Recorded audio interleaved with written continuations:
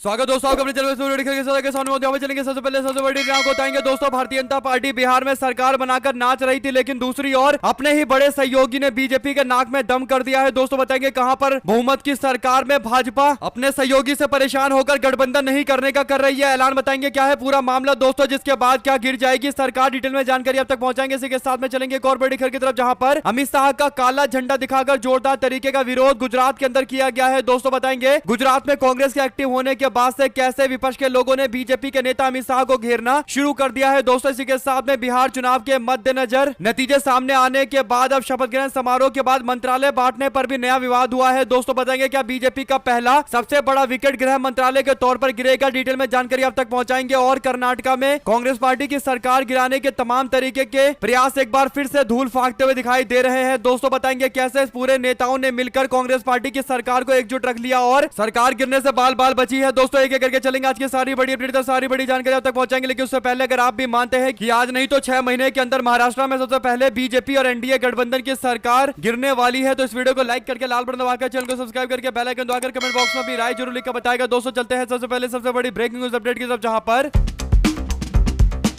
बिहार में शपथ ग्रहण समारोह के बाद से लगातार चर्चाएं इन बातों को लेकर चल रही है कि आखिर किसको कौन सा डिपार्टमेंट दिया गया है। दोस्तों इस बारे में पूरी जानकारी अब तक पहुंचाएंगे, लेकिन उससे पहले एक बड़ी खबर महाराष्ट्र से सामने आई है, जहां पर देश के सबसे बड़े कॉर्पोरेशन यानी बीएमसी के चुनाव से पहले महायुति में जोरदार तरीके की खटास बढ़ गई है। दोस्तों यानी एनडीए गठबंधन के अंदर आपसी उठापटक शुरू हो चुकी है। सबसे पहले शिंदे अमित शाह से मुलाकात करने के लिए दिल्ली गए थे, क्योंकि फडणवीस के साथ में उनका जमकर कलेश हो गया था और यहां तक कि फडणवीस ने गठबंधन धर्म का पालन करने तक की हिदायत दे दी थी। दोस्तों उसके बाद मामला इतना आगे बढ़ गया कि अब शिंदे के बाद अजित पवार गुट भी बीजेपी के खिलाफ खड़ा हो गया है। दोस्तों सबसे पहले नगरपालिका के चुनाव को लेकर अजित पवार की पार्टी ने स्थानीय स्तर पर उद्धव ठाकरे की पार्टी के साथ गठबंधन कर लिया। दोस्तों उसके बाद अब जो खबर है उसके अनुसार बीजेपी और एनसीपी अजित पवार गुट के बीच में धमकी काफी ज्यादा आगे बढ़ गई है। दोस्तों गठबंधन टूटने की कगार पर पहुंच चुका है। बीजेपी के वरिष्ठ नेता और मंत्री आशीष शेलार ने सार्वजनिक रूप से ऐलान कर दिया है कि भारतीय जनता पार्टी अजित पवार गुट के साथ गठबंधन जारी नहीं रखेगी अगर अजित पवार गुट का नेतृत्व एनसीपी के नेता नवाब मलिक करेंगे। यानी नवाब मलिक के नेतृत्व में अगर कोई भी चुनाव लड़ा जाएगा तो भारतीय जनता पार्टी गठबंधन नहीं करेगी। बीजेपी के इस ऐलान के बाद अब अजित पवार गुट और बीजेपी के बीच में रस्साकसी और तेज हो गई है। दोस्तों और दोनों एक दूसरे को धमकियां देने लगे हैं। ऐसे में एक जो जानकारी ये भी है दोस्तों कि शिंदे पहले ही नाराज थे अजित पवार गुट के साथ, बीजेपी वालों ने बड़ा पंगा ले लिया है। बीजेपी ने अपने वरिष्ठ नेता और मंत्री आशीष शेलार को आगे करके ये बयान दिलवाया है दोस्तों, जिसके बाद महायुति गठबंधन में जोरदार तरीके का फूट चल रहा है। अगर आप भी मानते हैं कि जल्द महाराष्ट्र से बड़ी खबर सामने आएगी और हो सकता है कि महाराष्ट्र में एनसीपी अपने पुराने रूप में लौट जाए, यानी एनसीपी शरद पवार गुट में अजित पवार गुट का विलय हो जाए, ऐसे ही उद्धव ठाकरे को शिंदे का समर्थन मिल जाए और पुरानी शिवसेना पुरानी एनसीपी बन जाए। अगर ऐसा होता है तो अगले ही दिन बीजेपी की सरकार महाराष्ट्र में गिर जाएगी, क्योंकि भारतीय जनता पार्टी के पास अकेले दम पर दूर दूर तक कोई बहुमत का आंकड़ा नहीं है। 2 शब्द जरूर लिखकर बताइएगा। दोस्तों चलते हैं एक और बिग न्यूज अपडेट की तरफ, जहां पर गुजरात के मोरबी में एक कार्यक्रम करने के लिए अमित शाह पहुंचे थे। दोस्तों अमित शाह को अपने ही क्षेत्र में विरोध का सामना करना पड़ा। आपको बता दें कि अमित शाह की रैली में एक युवक बीजेपी का पट्टा गले में डालकर रैली में आया दोस्तों, ताकि पुलिस वालों को कोई शक ना हो कि आखिर अमित शाह का विरोधी आया है, यानी अमित शाह का विरोध करने के लिए आए हैं। इसके बाद उस व्यक्ति ने अपने कोट में से काला झंडा निकाला, काला कपड़ा निकाला दोस्तों, और जोरदार तरीके से विरोध करते हुए अमित शाह की और काला कपड़ा लहराया, ताकि अमित शाह का विरोध सबके सामने दर्ज हो। कैमरे पर विरोध दर्ज हो चुका है। आपको बता दें कि अमित शाह का विरोध करने पहुंचे इस युवक को रोकने के लिए पुलिस प्रशासन ने पूरा प्रयास किया, लेकिन इसके बावजूद अमित शाह का विरोध करके आए दोस्तों। मोदी और शाह की रैली में काला कपड़ा ले जाना इसीलिए अलाउ नहीं है, क्योंकि पता है कि मोदी और शाह का जोरदार तरीके का विरोध होगा दोस्तों। और उसके बाद अब इस व्यक्ति ने खुलकर अमित शाह का विरोध करते हुए बता दिया है कि अमित शाह को लेकर जोरदार नाराजगी है गुजरात के अंदर। अगर आप भी मानते हैं कि गुजरात में आम जनता को अगर विरोध करने के लिए छोड़ दिया गया तो अमित शाह और बीजेपी का सबसे ज्यादा विरोध होगा, लेकिन पुलिस प्रशासन के बल का दुरुपयोग करके बीजेपी के लोग जनता को विरोध करने से रोकते रहते हैं। ऐसे में ये नई जानकारी है जिसके अनुसार गुजरात में ही अब अमित शाह के विरोध की शुरुआत हो चुकी है। 2 शब्द जरूर लिखकर बताएगा दोस्तों, ज्यादा से ज्यादा वीडियो को शेयर कीजिएगा। चलते हैं एक और बिग न्यूज अपडेट की तरफ, जहां पर बिहार में मंत्रियों के शपथ ग्रहण समारोह के बाद अब सबसे बड़ी चर्चा जो चल रही है दोस्तों वो ये कि आखिर कौन से नेता को कौन सा मंत्रालय मिलेगा। और ऐसे में सबसे चौंकाने वाली खबर बीते दिन सामने आई है, जहां पर बिहार में मंत्रियों को मंत्रिमंडल दे दिया गया है दोस्तों, लेकिन चौंकाने वाली मंत्रिमंडल का एक विस्तार किया गया है। अगर आप देखेंगे तो इसमें बीजेपी को बड़ी सफलता मिली है दोस्तों। भारतीय जनता पार्टी बिहार के अंदर एक मंत्रालय के लिए सबसे ज्यादा प्रयास कर रही थी और नीतीश कुमार पिछले 20 सालों से इस मंत्रालय को किसी को भी नहीं देते थे दोस्तों, चाहे तेजस्वी यादव की पार्टी आरजेडी के साथ नीतीश कुमार का गठबंधन हो हो या फिर बीजेपी की बहुमत वाली सरकार के साथ में गठबंधन हो, नीतीश कुमार ने कभी भी गृह मंत्रालय अपने से इतर किसी और को नहीं दिया दोस्तों। और इस बार तमाम दबाव के बावजूद आखिरकार नीतीश कुमार झुक गए और नीतीश कुमार ने गृह मंत्रालय जैसा सबसे महत्वपूर्ण मंत्रालय भारतीय जनता पार्टी के नेता सम्राट चौधरी को दे दिया। दोस्तों आपको बता दें कि सम्राट चौधरी इससे पहले केवल उप मुख्यमंत्री के तौर पर काम कर रहे थे, उनके पास कोई बहुत बड़ा मंत्रालय नहीं था, लेकिन इस बार बीजेपी ने दबाव बनाया और नीतीश कुमार का गृह मंत्रालय बीजेपी को चला गया दोस्तों। और बड़ी बात यह है कि वित्त मंत्रालय जेडीयू को वापस चला गया है। सम्राट चौधरी को गृह मंत्रालय मिला है, जबकि विजय कुमार सिन्हा को भूमि एवं राजस्व विभाग दिया गया है और खान एवं भूमि तत्व विभाग भी इन्हीं के हाथ गया है। और स्वास्थ्य विभाग का बंटाधार करने वाले मंत्री मंगल पांडे को फिर से स्वास्थ्य मंत्रालय दिया गया और विधि विभाग दिया गया है। दिलीप जायसवाल को उद्योग विभाग दिया गया है दोस्तों, जिसे लेकर लगातार सवाल इसलिए खड़े होते हैं क्योंकि उद्योग बिहार में सबसे कम है। ऐसे में आप लोग क्या कहना चाहते हैं लिखकर जरूर बताएगा। नितिन नवीन को पथ निर्माण विभाग दिया गया है, रामकृपाल यादव को कृषि विभाग दिया गया है, संजय टाइगर को संसाधन विभाग श्रम संसाधन विभाग दिया गया है। ऐसे ही सुरेंद्र मेहता को पशु एवं मत्स्य संसाधन विभाग दिया गया है, श्री नारायण प्रसाद को आपदा प्रबंधन विभाग और श्रीमती रमा निषाद को पिछड़ा वर्ग और अति पिछड़ा वर्ग कल्याण विभाग दिया गया है। लखेंद्र पासवान को अनुसूचित जाति और जनजाति कल्याण विभाग दिया गया है। साथ साथ श्रेयसी सिंह को सूचना प्रौद्योगिक विभाग और खेल विभाग दिया गया है। प्रमोद चंद्रवंशी को सहकारिता विभाग के साथ साथ पर्यावरण वन एवं जलवायु परिवर्तन विभाग दिया गया है। एलजेपीआर के अंतर्गत 2 मिनिस्ट्री गई है दोस्तों, एक को गन्ना उद्योग विभाग दिया गया है, दूसरे को लोक स्वास्थ्य अभियंत्र विभाग दिया गया है। हम पार्टी के अंतर्गत जो एक विधायक मंत्री बनाया गया है उसको लघु जल संसाधन विभाग दिया गया है और आरएलएम पार्टी के उपेंद्र कुशवाहा के बेटे को पंचायती राज विभाग दिया गया है दोस्तों। ऐसे में ये जो मंत्रालय का डिस्ट्रीब्यूशन हुआ है, मंत्रालय बांटे गए हैं, अगर आप भी मानते हैं कि इसमें फायदा बीजेपी वालों को मिला है और अब गृह मंत्रालय भाजपा के हाथ में गई है दोस्तों, तो हो सकता है कि उत्तर प्रदेश के साथ साथ अब बिहार के अंदर भी बुलडोजर वाला अन्याय शुरू कर दिया जाए। अगर आप भी मानते हैं कि बिहार में बीजेपी वाले बुलडोजर अन्याय चलाना चाहते हैं, इसीलिए गृह मंत्रालय लिया गया है, तो अपनी राय जरूर लिखकर बताइएगा दोस्तों। चलते हैं एक और ब्रेकिंग न्यूज अपडेट की तरफ, जिसमें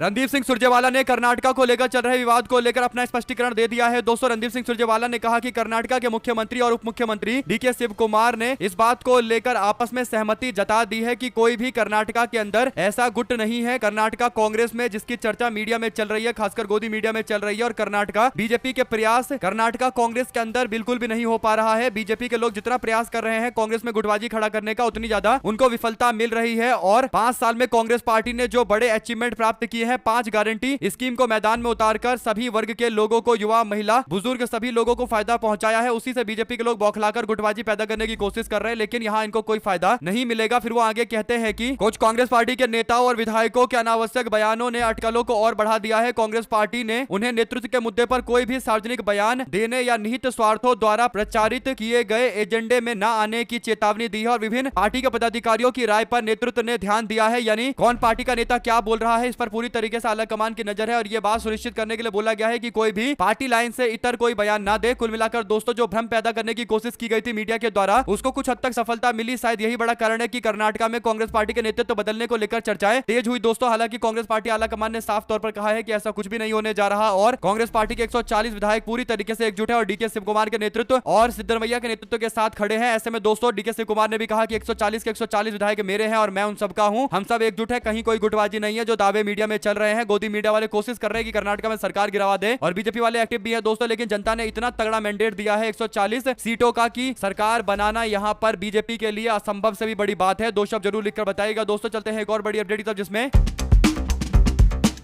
2025 के विधानसभा चुनाव में जनसुराज पार्टी एक सीट भी नहीं जीत पाई दोस्तों। इसकी जिम्मेदारी प्रशांत किशोर ने अपने ऊपर ले ली। हार के बाद प्रशांत किशोर भितरवा आश्रम पहुंचे, जहां उनकी राजनीतिक यात्रा शुरू हुई दोस्तों। गुरुवार को यही उन्होंने 24 घंटे का मौन उपवास रखकर आत्ममंथन किया। शुक्रवार को जब उन्होंने मौन व्रत तोड़ा तो जनसुराज पार्टी के हित में बड़ा ऐलान कर दिया दोस्तों। उन्होंने प्रेस कॉन्फ्रेंस की और कहा कि गांधी जी की प्रेरणा से फिर से आंदोलन शुरू करेंगे। 15 जनवरी को बिहार के सभी 1,18,000 वार्ड में जाएंगे और बिहार नवनिर्माण संकल्प अभियान के तहत लोगों से संवाद करेंगे। सरकार द्वारा किए गए वादों को पूरा करेंगे। विद्यालय में छात्रों के जूस और पानी पिलाकर उनका मौन उपवास खत्म करवाया दोस्तों। इसके बाद उन्होंने आगे प्रण लेते हुए कहा है कि आंदोलन लगातार जारी रहेगा और ये कोशिश करेंगे कि बिहार विकास के लिए लगातार अपनी लड़ाई लड़ते रहे। सरकार ने चुनाव से ठीक पहले गरीबों को 10,000 रुपए देकर वोट खरीदा। 2 लाख रुपए का लोक लुभावन वादा जनता को किया गया और भ्रमित किया गया। बिहार चुनाव में इस बार पैसे से वोट खरीदने का खुला खेल खेला गया। नीतीश कुमार पर टिप्पणी करते उन्होंने कहा कि उन्हें अब ईमानदार मुख्यमंत्री समझना मुश्किल हो गया है। है क्योंकि सरकार में अपराधी प्रवृत्ति के लोगों को मंत्री बनाया गया। प्रशांत किशोर ने कौन सा ऐलान किया दोस्तों, ये काफी दिलचस्प है। उन्होंने कहा कि उनकी कुल कमाई का 90% हिस्सा वो प्रशांत किशोर की पार्टी यानी जनसुराज पार्टी को समर्पित करने जा रहे हैं। इतना ही नहीं, उन्होंने 20 वर्षों में जो संपत्ति अर्जित की है उसमें से परिवार के घर को छोड़कर बाकी सब जनसुराज पार्टी को दान करने का ऐलान किया है। दोस्तों उन्होंने समर्थकों से अपील की है कि जनसुराजी साल में 1000 रुपया संगठन को दे ताकि राजनीतिक आंदोलन को मजबूत आधार मिल सके। पीके ने कहा कि हम चुनाव भले हार गए हो लेकिन लड़ाई खत्म नहीं हुई है। राजनीतिक यात्रा की शुरुआत जिस आश्रम से हुई थी वहीं दोबारा लौटकर नए संकल्पों के साथ उन्होंने घोषणा की है कि जनसुराज पार्टी आने वाले दिनों के अंदर एक बड़ी ताकत के तौर पर उभरेगी दोस्तों। और उन्होंने कहा है कि मैं जनसुराज पार्टी के बारे में विचार विमर्श के लिए केवल उन्हीं लोगों से बात करूंगा जो पार्टी को 1000 रुपए का दान देंगे कम से कम। ऐसा वो इसलिए कर रहे हैं दोस्तों ताकि भीड़ भाड़ वाले लोगों से बातचीत ना की जाए, यानी जो लोग भीड़ बनाकर आते हैं जनसुराज पार्टी में और कहते हैं कि हम लोग परिवर्तन करना चाहते हैं, आपके साथ खड़े हैं, और बाद में जब वोट देने की बात आती है तो पलट जाते हैं। तो ऐसे लोगों को दूर रखने के लिए 1000 वाला नियम लागू किया गया और एकदम सही है दोस्तों। अगर आप भी मानते हैं कि मेंबरशिप फीस कुछ होनी चाहिए किसी भी पार्टी संगठन को चलाने के लिए, कोई भी आकर अगर ज्ञान दे तो उससे पहले पार्टी चलाने के लिए कुछ पैसा अगर उसने दिया हुआ है तो माना जाएगा कि वो सीरियस है, वरना तो केवल बकैती माना जाएगा। यही बड़ा कारण है कि प्रशांत किशोर ने 1000 रुपए वाला नियम लागू किया है। क्या आप इस बात से इत्तेफाक रखते हैं या फिर कुछ और आपकी राय है? जो भी आपको लगता है दोस्तों लिखकर जरूर बताएगा। चलते हैं एक और अपडेट की तरफ जिसमें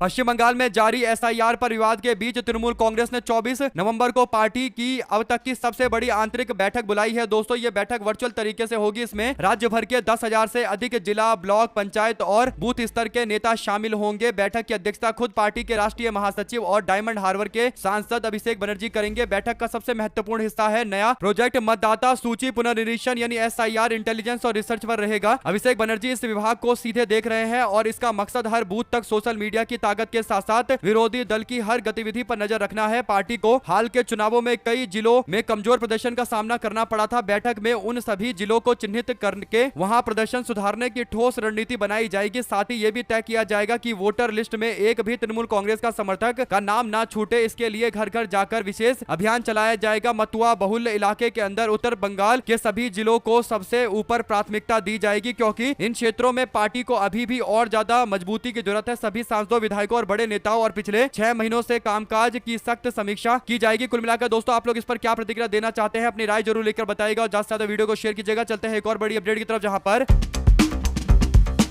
सुप्रिया शिनेट समेत कांग्रेस पार्टी के लोगों ने उन सभी लोगों को एक्सपोज करना शुरू कर दिया है दोस्तों जो राहुल गांधी के वोट चोरी अभियान के खिलाफ चल रहे मोर्चाबंदी के खिलाफ टिप्पणी कर रहे थे और कह रहे थे कि राहुल गांधी वोट चोरी को लेकर चुनाव आयोग जैसे संस्थानों पर गंभीर सवाल खड़ा कर रहे हैं। चुनाव आयोग को कहीं ना कहीं बदनाम करने की कोशिश कर रहे हैं। संस्थानों के प्रति लोगों के मन में अविश्वास पैदा करने की कोशिश की जा रही है और अपने आप को प्रतिष्ठित व्यक्ति बता रहे थे दोस्तों ये सारे के सारे लोग। 272 लोगों के नाम पर मीडिया वालों ने खुलेआम नाच किया और दावा किया कि ये बहुत प्रतिष्ठित लोग हैं जो राहुल गांधी का विरोध कर रहे हैं। लोगों को लगा होगा सच में ऐसा ही है, जज होंगे, कई सारे बड़े बड़े पदाधिकारी, आईएएस आईपीएस अधिकारी हैं तो बड़े बड़े पोस्ट पर रहे होंगे, अच्छा काम इन्होंने किया होगा जिंदगी में और राहुल गांधी का विरोध कर रहे हैं। लेकिन हकीकत यह है कि जिन लोगों से भारतीय जनता पार्टी ने अपने समर्थन में और राहुल गांधी के खिलाफ चिट्ठी लिखवाई 272 इन लोगों का एक एक करके काला चिट्ठा खोला गया दोस्तों। तो ये सारे के सारे लोग भ्रष्टाचार के एक से बढ़कर एक बड़े तांडव में शामिल रहे हैं। ऐसे ही जस्टिस एसएन ढींगरा का नाम है जो कोर्ट द्वारा नियुक्त पर्यवेक्षकों का पद का दुरुपयोग करने के मामले में दोषी थे। बदले में लाभ यानी कुड प्रो को यानी कुछ चीज लेना, उसके बदले में लोगों को फायदा पहुंचाने के आरोप में घिरे हुए थे। दीपक सिंघल जो पूर्व मुख्य सचिव उत्तर प्रदेश के थे दोस्तों, उन पर 1500 करोड़ रुपए के गोमती रिवर फ्रंट घोटाले में आरोप लगा था। ऐसे ही एलवी सुब्रमण्यम जो पूर्व मुख्य सचिव आंध्र प्रदेश के थे, उन पर एपीआईआईसी इमार रियल एस्टेट घोटाले का आरोप लगा था दोस्तों। ऐसे ही आरएन सिंह जो पूर्व डीजीपी उत्तर प्रदेश, आयकर विभाग के छापे में इनके घर से 3 करोड़ रुपए का कैश बरामद हुआ था। ऐसे ही एक और व्यक्ति है एके मोनप्पा जो पूर्व सचिव कर्नाटका के रहे, केपीएससी परीक्षा घोटाला, बीडीए मैनुअल फंड घोटाला के आरोपी रहे। ऐसे ही रमेश झालकी जो पूर्व प्रधान सचिव कर्नाटका के रहे, प्रिंसिपल सेक्रेटरी, उनके पास आय से अधिक संपत्ति का मामला सामने आया, आरोप लगे दोस्तों। बीके सिंह जो पूर्व भारतीय वन सेवा आय से ज्यादा संपत्ति के मामले में आरोपी रहे। तो ऐसे ही दोस्तों एक के बाद एक इतने बड़े बड़े कांड में शामिल लोग हैं जो लोग 272 ये सारे के सारे तथाकथित प्रोमिनेंट लोग राहुल गांधी के खिलाफ चिट्ठी लिख रहे हैं और कह रहे हैं कि राहुल गांधी वोट चोरी का गलत मुद्दा उठा रहे हैं। सोचिए दोस्तों जिनकी खुद की छवि इस तरीके की है, कोई घोटाला घोटाले में पकड़ा जा रहा है, कोई पद का दुरुपयोग करने के मामले में पकड़ा जा रहा है, कोई बड़े बड़े उद्योगपति के साथ सांठगांठ के मामले में पकड़ा जा रहा है। ये लोग राहुल गांधी को नैतिकता सिखा रहे हैं, राहुल गांधी को बता रहे हैं कि हमको संस्थानों पर निशाना नहीं साधना चाहिए, हमको संस्थानों की छवि खराब नहीं करनी चाहिए। इस पर दो शब्द जरूर लिखकर बताएगा दोस्तों अगर आप भी मानते हैं कि ये लोग खुद ही इतने गिरे हुए हैं और राहुल गांधी को और कांग्रेस पार्टी को हिदायत देने से पहले इनको अपने गिरेबान में झांकना चाहिए और एक बार आईना देखना चाहिए। जिन पर इतने गंभीर आरोप लगे हुए हैं, देश की जनता के पैसे लूटने के वे लोग ज्ञान बांट रहे हैं। अगर आप भी मानते हैं दोस्तों कि ये भाजपा के समर्थक ही हो सकते हैं अधिकारी जिन पर इतने बड़े बड़े गंभीर आरोप लगे हुए हैं, वरना तो अगर कोई व्यक्ति जो नॉर्मल व्यक्ति होता उस पर इस तरीके का आरोप लगते तो शायद वो अपना मुंह भी नहीं दिखाता। लेकिन ये नैतिकता का पाठ पढ़ाने के लिए पूरा ग्रुप आया हुआ था राहुल गांधी को, लेकिन काला चिट्ठा खुलने के बाद अब इन लोगों की हकीकत सबके सामने आ गई है। दो शब्द जरूर लिखकर बताएगा, ज्यादा से ज्यादा वीडियो को शेयर कीजिएगा। साथ साथ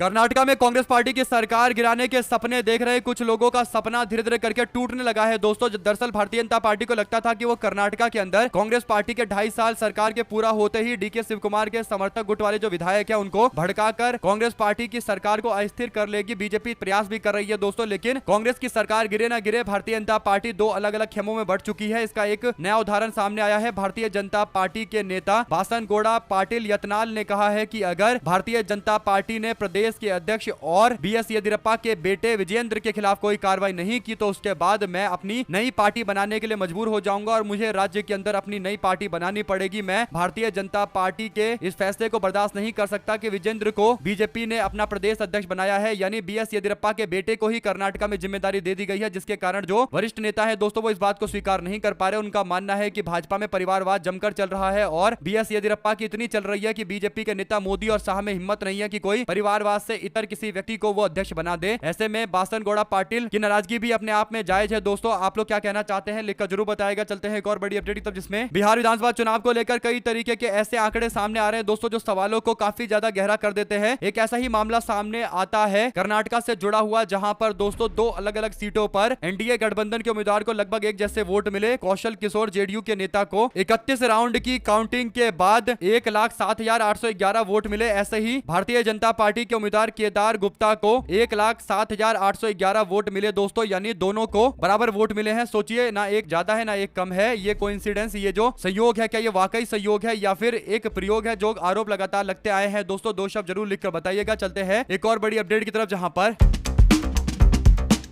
बिहार में बीजेपी ने अपना गृह मंत्री नियुक्त कर दिया है दोस्तों। भारतीय जनता पार्टी की ओर से सम्राट चौधरी को गृह मंत्री बनाया जा रहा है। ऐसे में सम्राट चौधरी को लेकर जो अपडेट है उसके अनुसार सम्राट चौधरी एक ऐसे व्यक्ति है जिन पर मर्डर के केस चल रहे थे दोस्तों। उनको जेल में रखा गया था। जिस नेता पर फर्जीवाड़ा करके जेल से निकलने के आरोप लगे, जिस सम्राट चौधरी को 10वीं की मार्कशीट में हेर फेर के आरोप लगे, जो बालिग होते ही मुकदमा और आरोपों में घिरने लगा, अब वो बिहार में गृह विभाग संभालेगा। धन्य हो 10,000, धन्य हो SIR, धन्य हो बिहार। यानी दोस्तों बिहार के लोगों के लिए इससे दुर्भाग्य क्या हो सकता है कि जिस व्यक्ति को मर्डर के चार्ज में जेल में बंद रखा गया, आज वो व्यक्ति गृह मंत्रालय संभालेगा बिहार का। दो शब्द जरूर लिखकर बताएगा दोस्तों अगर आप भी मानते हैं कि 10,000 में अगर वोट बेचेंगे तो फिर यही होगा, कोई भी नेता सर के ऊपर थोप दिया जाएगा। और अब बिहार के लोगों के सुरक्षा के बारे में लोगों को चिंताएं होने लगी है दोस्तों। अगर आप भी मानते हैं कि बिहार की जनता को सुरक्षा को प्राथमिकता देनी चाहिए थी, लेकिन कुछ लोगों ने 10,000 रुपए के बहकावे में आकर वोट डाला, इसमें कोई दो राय नहीं है। बीच चुनाव में पैसे आए, भर भर कर पैसे आए, चुनाव आयोग एकदम चुप्पी साध कर बैठा रहा, जैसे उसे कुछ पता ही नहीं चल रहा है। और उसी का नतीजा है कि भाजपा की आज बिहार में सरकार है और गृह मंत्री की जिम्मेदारी इस व्यक्ति को दी गई है दोस्तों, जिस पर इतने गंभीर आरोप लगे हुए हैं। साथ साथ बिहार में वो वोट चोरी के मामले पर योगेंद्र यादव का बयान आया दोस्तों। योगेंद्र यादव ने कहा कि बिहार में वोट चोरी हुई है और हम लोग पूरे सबूत के साथ, सारे तथ्यों के साथ फिर से आपके सामने आएंगे। उन्होंने मीडिया वालों से कहा है कि थोड़ी देर इंतजार करिए, हम लोग बिहार चुनाव को लेकर पूरी रिपोर्ट तैयार कर रहे हैं, बताएंगे कैसे बिहार के अंदर एक एक सीट पर वोट चोरी की गई। साथ साथ चलते हैं एक और बड़ी अपडेट की तरफ दोस्तों, जहां पर उपेंद्र कुशवाहा परिवारवाद का एक ऐसा चेहरा बन गए हैं दोस्तों, जिनका नाम अब बिहार क्या पूरे देश भर के अंदर काफी चर्चा का विषय बना हुआ है। अपनी पत्नी को विधायक बनवा देते हैं, खुद राज्यसभा के सांसद और बेटे को बिना किसी विधायकी के, बिना किसी MLC के पोस्ट के सीधा मंत्री बनवा दिया दोस्तों। ऐसे में अब वो पार्टी के ऊपर और उनके ऊपर लग रहे परिवारवाद के आरोपों पर जस्टिफिकेशन दे रहे हैं, यानी उन पर जो आरोप लग रहे हैं उस पर अब अपने आप का बीच बचाव कर रहे हैं। उपेंद्र कुशवाहा कहते हैं कि कल से मैं देख रहा हूं कि हमारी पार्टी के निर्णय को लेकर पक्ष और विपक्ष से आ रही प्रतिक्रियाएं उत्साहवर्धक भी है और आलोचनात्मक भी है, यानी उत्साहवर्धक के साथ साथ आलोचनात्मक दोनों तरीके की है। आलोचनाएं स्वस्थ हैं, कुछ दूषित और पूर्वाग्रह से ग्रसित हैं। स्वस्थ स्वस्थ लोग आलोचनाओं का मैं हृदय से सम्मान करता हूँ। ऐसी आलोचनाएं हमें बहुत कुछ सिखाती है, संभालती है, क्योंकि ऐसे आलोचकों का मकसद पवित्र होता है। दूषित आलोचनाएं सिर्फ आलोचकों की नीयत का चित्रण करती है। दोनों प्रकार के आलोचनाओं से कुछ जरूर सीखने को मिलता है और आलोचकों को कुछ कहना चाहता हूं। इसके बाद वो परिवारवाद को लेकर स्पष्टीकरण देते हुए मानते हैं कि उनके बेटे को जो मंत्री बनाया गया है ये परिवारवाद नहीं है, क्योंकि उनका बेटा बहुत ज्यादा क्वालिफाइड है। उनके बेटे ने इंजीनियरिंग कर रखी है कंप्यूटर साइंस से और उनका बेटा लाखों रुपए की नौकरी एमएनसी में करता था, मल्टीनेशनल कंपनी में। उसे छोड़कर अब सेवा करने के लिए आया है बिहार की जनता का। लेकिन सबको पता है दोस्तों की राजनीति में सेवा किस तरीके से होती है। उसके बाद उपेंद्र कुशवाहा कहते हैं कि मेरा बेटा बिहार की भलाई के लिए आया हुआ है। सोचिए, बिहार की भलाई उपेंद्र कुशवाहा का बेटा कर सकता है, लेकिन और कोई कुशवाहा समाज का नेता इनको मिला नहीं। उपेंद्र कुशवाहा को अपने बेटे को सेट करने का इससे अच्छा और क्या तरीका हो सकता था। उपेंद्र कुशवाहा बल्कि आकर जस्टिफिकेशन भी दे रहे हैं। अगर आप भी मानते हैं दोस्तों कि उपेंद्र कुशवाहा और भाजपा वालों को अपने माथे पर लिखवा लेना चाहिए कि वो परिवारवादी नहीं है, क्योंकि जब विपक्ष की बात आती है तो तुरंत उनको परिवारवाद दिख जाता है। और उपेंद्र कुशवाहा का एक तर्क ये भी है कि उनकी पार्टी को टूटने से बचने के लिए उन्होंने ये किया कि उनकी पत्नी को टिकट दिया और अपने बेटे को मंत्री बनाया। अब सवाल यह है कि अगर राहुल गांधी और तेजस्वी यादव और अखिलेश यादव इसी तरीके की बातें करें तो क्या भाजपा वाले इस बात को स्वीकार करेंगे कि पार्टी टूटने से बचने के लिए पार्टी का पूरा कमांड एक परिवार के पास है? लेकिन ये जो लॉजिक होता है दोस्तों, ये भाजपा के समर्थकों पर लागू नहीं होता, ये केवल विपक्ष के लोगों पर लागू होता है। विपक्ष में राहुल गांधी पर लागू होता है, अखिलेश यादव पर लागू होता है और तेजस्वी यादव पर लागू होता है। जबकि कांग्रेस पार्टी में परिवार के पास केवल 3 से 4 पोस्ट है और बाकी कांग्रेस पार्टी में लाखों पोस्ट है दोस्तों, जो सभी लोगों को मिली हुई है। ऐसे ही तेजस्वी यादव की पार्टी में 1-2 पोस्ट परिवार के पास है, बाकी सारे सांसद अलग अलग समाज के लोग हैं दोस्तों, और हर तरीके के लोगों को शामिल किया गया है। ऐसा ही अखिलेश यादव के साथ में, लेकिन वहां पर परिवारवाद इनको लगता है। 2 शब्द जरूर लिखकर बताएगा इस तरीके के डबल स्टैंडर्ड के बारे में। हमारे साथ लगातार जुड़े दोस्तों का बहुत बहुत धन्यवाद। आप लोग देख रहे थे आपका अपना चैनल जय हिंद जय भारत। ज्यादा से ज्यादा वीडियो को शेयर कीजिए दोस्तों, बहुत धन्यवाद।